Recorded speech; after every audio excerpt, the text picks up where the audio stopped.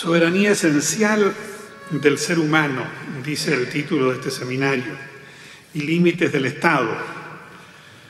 Nuestra Carta Fundamental se refiere a la soberanía esencial del ser humano, señalando que el centro de toda la actividad de la sociedad y el Estado está en la persona, y que todo cuanto se haga ha de tender a su mayor desarrollo.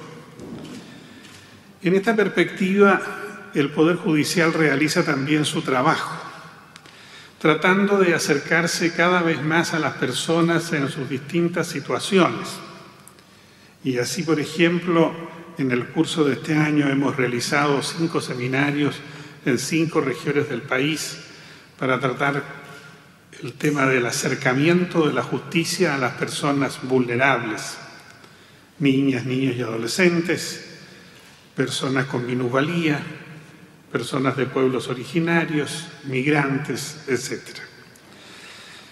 Una manera de acercarse el Poder Judicial a las personas es cumplir cada vez mejor su labor, que es resolver los conflictos que se presentan para que precisamente a través de los jueces se vayan decidiendo estos conflictos. Y en el caso específico del cultivo de la cannabis, nos encontramos nosotros con esa perspectiva que nos plantea la Carta Fundamental y, por otro lado, ciertas exigencias que son necesarias de cumplir para asegurar el bienestar social, la salud y la seguridad, que en definitiva vienen siendo los límites que parece ser que el Estado coloca para que las personas se enmarquen sus actividades de manera tal de propender a su desarrollo que se postula desde el artículo 1 de la Carta Fundamental, pero sin dejar de lado, ¿no es cierto?, estos límites. Y cuando nosotros hablamos del bienestar y de la salud, entendemos de inmediato que el tráfico de estupefacientes y sustancias psicotrópicas atenta contra esos valores, contra esos bienes jurídicos, así dichos, aunque sea en carácter general. Y a este respecto no puede dejar de notarse que los estados actúan, pero actúan también en una convivencia con otros estados para enmarcar en definitiva una acción internacional contra el tráfico duro de la droga. Y cuando hablamos de la droga tenemos que recordar que la Ley 20.000 tiene un sentido. La Ley 20.000 es la que rige el tráfico de droga. Este es un público a este respecto ilustrado, no tengo para qué insistir en ello. La Ley 20.000 tiene un sentido profundo que es combatir el narcotráfico, es decir, el tráfico de las drogas y sustancias psicotrópicas, porque aquí el bien jurídico protegido es la salud pública. Y la ley tiene un amplio espectro. Se refiere al tráfico mayor, a las organizaciones criminales, al tráfico de precursores, al tráfico de pequeñas cantidades, al consumo público, al consumo privado, al cultivo, en su caso, al tráfico de productos psicotrópicos y medicamentos. Las cuestiones implicadas en el caso que nos interesa en esta tarde son el cultivo personal y/o colectivo, el consumo personal y/o colectivo y el tráfico de pequeñas cantidades. Además, hay una cuestión de contexto que es el sentido terapéutico que puede dársele a esta actividad. Sentido terapéutico que enlaza perfectamente con una evolución histórica y sociológica de la comunidad mundial y en particular de nuestro país. El caso de que se trata, yo lo definiría de la siguiente manera o lo conceptualizaría de la siguiente manera y probablemente a más de alguno de ustedes le parezca esto extraño. Se determina la nulidad de un fallo que había condenado a una psicóloga que en conjunto con un grupo determinado cultivaba una pequeña cantidad de plantas de cannabis en el contexto de una ritualidad con sentido espiritual y terapéutico, utilizando en forma privada ese producto para las finalidades consiguientes, sin que aparezcan indicios de tráfico que orienten la actividad hacia la prohibición de la Ley 20.000. Se concluye que no se acreditó la concurrencia de los elementos del delito descrito en la ley y como el juicio no versó sobre el consumo personal como falta, se absolvió a la señora psicóloga. Se aprecia de inmediato que hay un conjunto de circunstancias y condiciones que concurrieron para que, analizadas en detalle, el tribunal pudiera concluir que no calzaba lo que siempre debe calzar para que se determine que hay un delito: los hechos con la descripción que ha efectuado el legislador. Y cuando calzan cabalmente ambos elementos, estamos en presencia de un delito y procedemos a aplicar las sanciones cuando ello es pertinente, con las alzas y bajas que derivan ya de las situaciones personales de quien está involucrado. Entonces, en este caso, se encontró la Corte con que un tribunal había condenado a esta persona y la había condenado por cultivar plantas de cannabis sin contar con la debida autorización, tal cual lo dice el artículo 8º de la ley. El que, careciendo de la debida autorización, siembre, plante, cultive o coseche especies vegetales del género cannabis u otras productoras de sustancias estupefacientes o psicotrópicas, incurrirá en la pena de presidio menor en su grado máximo a presidio mayor en su grado mínimo y multa de 40 a 400 unidades tributarias mensuales, a menos que justifique que están destinadas a su uso o consumo personal exclusivo y próximo en el tiempo, caso en el cual solo se aplicarán las sanciones de los artículos 50 y siguientes. Las sanciones del artículo 50 y siguiente son las siguientes. No voy a leer todos los artículos, nadie se alarme.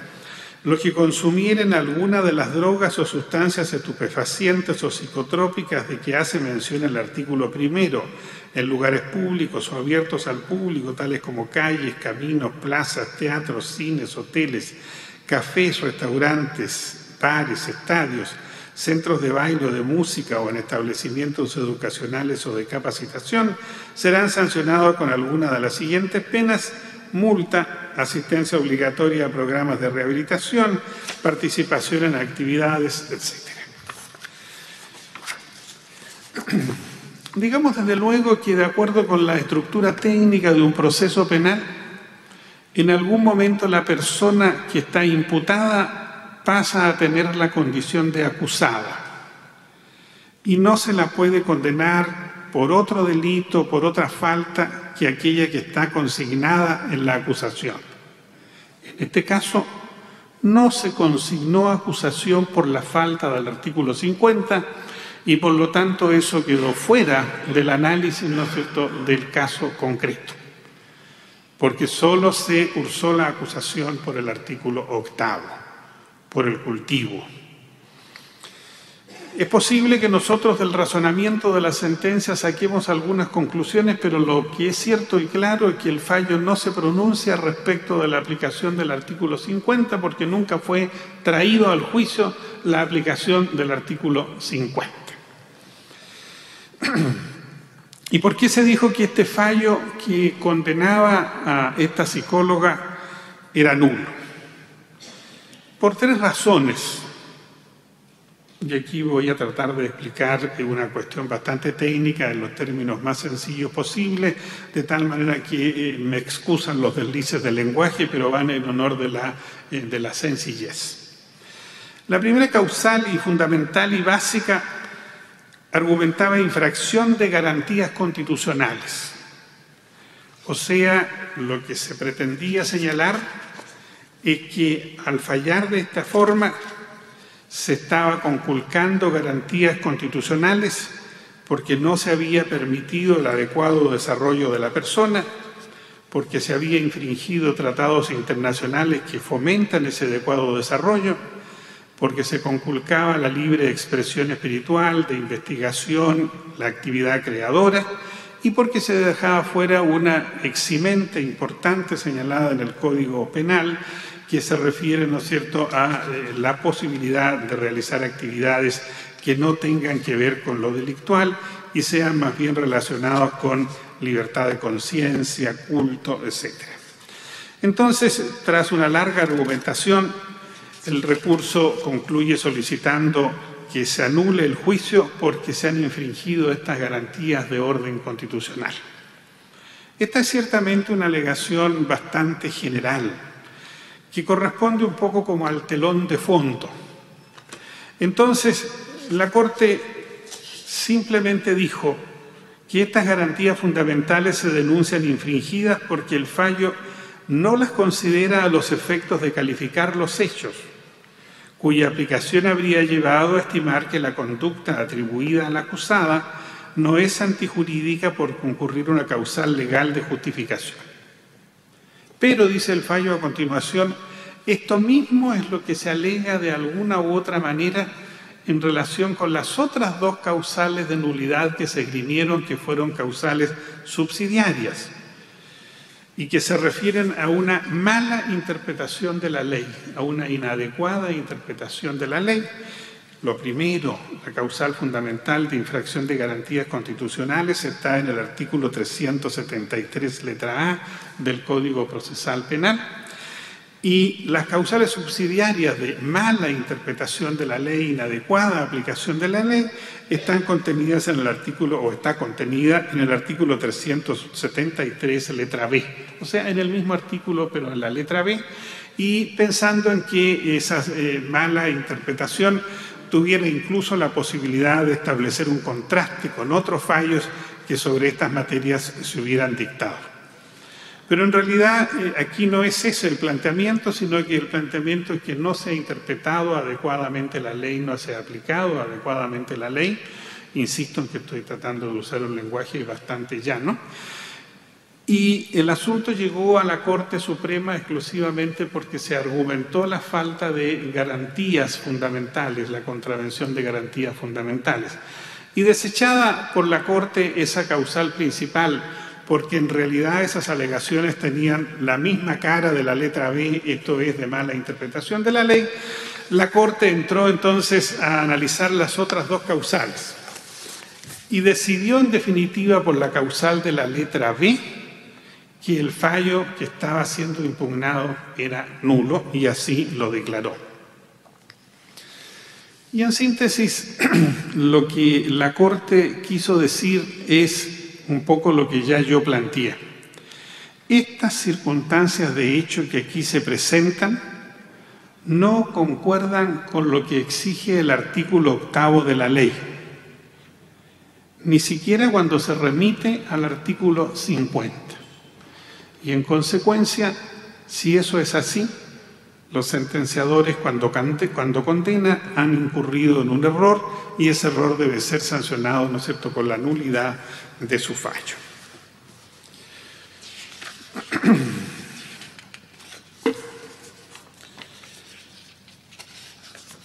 El razonamiento gira fundamentalmente en relación a un concepto que es un concepto muy interesante en este tipo de delitos y que se viene usando con relativa frecuencia cuando se trata precisamente de cuestiones consignadas en la Ley 20.000, que es el concepto de lesividad.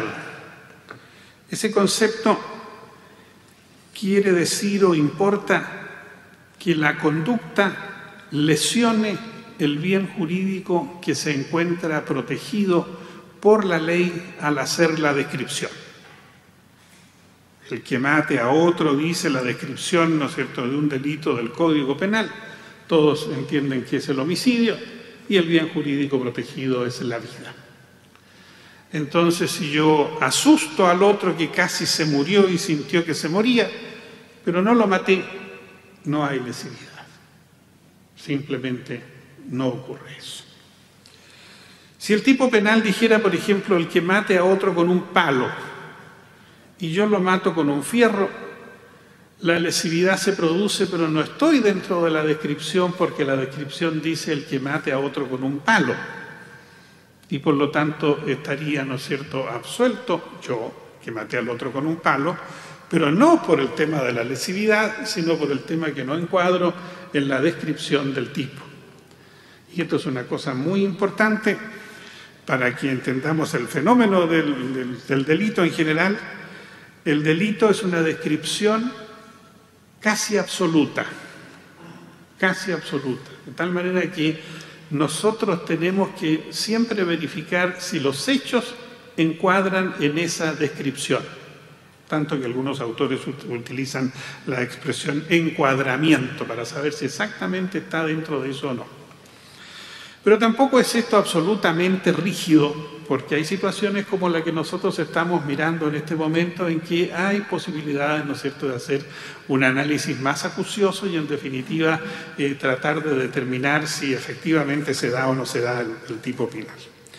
Y como digo, el razonamiento del fallo parte discurriendo sobre este tema de la lesividad, porque con mucha insistencia la Corte últimamente ha sido en esto bastante clara, para decir de que necesitamos tener claridad también en cuanto a que la conducta efectivamente lesiona el bien jurídico que está protegido por la descripción de la ley. Y así, para que esto se entienda de inmediato, ¿no es cierto?, me remito a una cuestión que don Claudio Fierro se conoce de memoria, ¿no es cierto?, que es el caso de tráfico de pequeñas cantidades, en el caso de cocaína o clorhidrato de cocaína. Estas sustancias son susceptibles de mezclarse. Ustedes habrán oído decir que a veces, ¿no es cierto?, hay coca de la buena, de la regular y de la mala, y que esta de la mala generalmente es aquella que tiene más componentes adicionales, talco, por ejemplo, y menos droga. Entonces, la idea es que cuando se sorprende a alguien con una pequeña cantidad, 1,8, por ejemplo, gramos, tenemos que determinar efectivamente qué porcentaje de droga efectiva hay allí para saber cuánto daña eso, ¿no es cierto?, a este bien jurídico llamado la salud pública. Esto no es una cuestión pacífica, es una cuestión discutida. Entonces, en las Cortes muchas veces ustedes van a ver que hoy día se falla de esta manera y mañana de otra, porque aquí hay una mayoría y el día siguiente hay otra mayoría. Pero ya en la sala, ¿no es cierto?, penal, está más o menos claro que cuando se trata de tráfico de pequeñas cantidades de este tipo de droga, coca, pasta base, necesitamos contar con una certificación del Instituto de Salud Pública que nos diga qué porcentaje de droga hay ahí para saber efectivamente si eso produce daño o no produce daño. Entonces ahí tenemos, ¿no es cierto?, ya un elemento incorporado al tipo que si no se da efectivamente entonces no concurre el daño, y si no concurre el daño no se da este principio de la lesividad y en consecuencia, ¿no es cierto?, se absuelve. Entonces no es al azar, no es al tuntún, es porque se van dando este tipo, ¿no es cierto?, de situaciones. Y aquí la sentencia nos dice lo siguiente: dado que el artículo 50, aquel que sanciona como falta, ¿no es cierto?, ya lo dijimos, recoge justamente las situaciones en que a juicio del legislador no se pone en riesgo la salud pública y que, como ha sido dicho, esa ausencia de peligro puede presentarse incluso respecto de aquellas conductas que permiten acceder a la droga a más de un individuo, cabe concluir que el uso o consumo personal exclusivo a que alude el artículo 8, al remitirse al artículo 50, puede ser llevado a cabo por más de una persona, si un estudio global de los hechos informado por las restricciones que se derivan de la consideración del bien jurídico tutelado y del principio de lesividad permite excluir totalmente el riesgo de difusión de la sustancia. O sea, nos vamos a los hechos. Si en los hechos nosotros vemos que eso es algo que no es estrictamente personal, pero es personal colectivo, y lo que se hace, ¿no es cierto?, es el cultivo de una pequeña cantidad, no se percibe ahí el atentado, ¿no es cierto?, contra la salud pública. Yo sé que muchos con la viveza del chileno van a poder preguntar o querer preguntar en algún momento, ¿son 7 plantas? ¿Y si son 8? A lo mejor le ponemos 10. Entonces, no es esa la idea, ¿no es cierto? La idea es que cuando los jueces hacen un análisis absolutamente de contexto. Y en este caso está el otro elemento que se menciona más adelante, lo indicaré yo, no lo leeré, que es, ¿no es cierto?, esta actividad terapéutica y el sentido, ¿no es cierto?, de una comunidad con, repito, sentido espiritual, con una rutina, con un trabajo que va encaminado a poder obtener, ¿no es cierto?, la recuperación de las personas, ¿no es cierto?, por esta vía de lo que se ha llamado, ¿no es cierto?, las medicinas alternativas, que producen muchas veces mucho efecto para las personas. Entonces, dado este análisis, dado esas circunstancias, nos encontramos nosotros con que los hechos que en este caso se dieron por establecido por los propios jueces, porque otro aspecto importante que destaco de inmediato, ¿no es cierto?, los jueces cuando desarrollan sus fallos dicen cuáles son los hechos. Y sobre esos hechos es que la Corte Suprema, que también suele llamarse Corte de Casación o de Nulidad, discurre. No puede discurrir sobre otros hechos, esos hechos que están establecidos por los jueces, para lo cual se contó con peritajes, con testigos, con fotos, con documentos, qué sé yo. Esos hechos son para nosotros inamovibles. Y en este caso, los propios hechos hablaban de la existencia de una comunidad terapéutica encabezada por esta persona, que todos plantaban, que concurrían, etc. Entonces, no estamos en presencia ni de la idea de tráfico, sino que de la idea de un cultivo que es a la larga estrictamente personal, porque aun cuando es hecho en comunidad, en definitiva es de uso personal para fines terapéuticos. En días pasados alguien me preguntó si este fallo hacía un antes y un después. Yo la verdad no me atrevo a decir que haga un antes y un después. De pronto las cosas cambian y a lo mejor es una golondrina que no hace verano. Pero sí hay una cuestión muy importante. Este fallo pudo entrar gracias al conjunto de circunstancias y al consenso de la sala en un análisis detallado de cada uno de los elementos que señala el artículo 8º y que señala el artículo 50, para irlos desmenuzando y tratar de descubrir, primero, si se estaba en la línea gruesa en contra de la cual va la ley 20.000, que es el sentido del tráfico, propiamente tal, el comercio de la droga con el perjuicio que ya trae. Segundo, si esta actividad producía lesión al bien jurídico. Y tercero, si lo que se cultivaba y consumía estaba dirigido a una cuestión próxima en el tiempo y por la pequeña cantidad y por las circunstancias del desarrollo de la actividad de esta comunidad terapéutica, también se determinó que estaba destinado a un consumo relativamente próximo en el tiempo. Porque si me hablan de 500 plantas, ya no estoy tan seguro que sea el consumo próximo en el tiempo, ni tampoco estoy seguro que ahí no haya lo menos un atisbo de tráfico.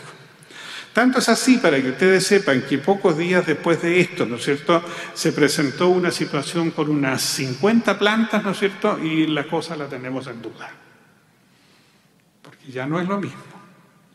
Son 50 plantas cultivadas por una sola persona en un lugar relativamente aislado, entonces, ¿no es cierto?, no es tan claro. Yo no digo ni que sí ni que no, pero digo que a lo menos no es tan claro como se produce en el caso que estamos comentando. Con esto creo satisfacer la inquietud de explicar, ¿no es cierto?, el contenido y el sentido de este fallo y me atengo, por cierto, al tiempo que me ha sido asignado. Muchas gracias.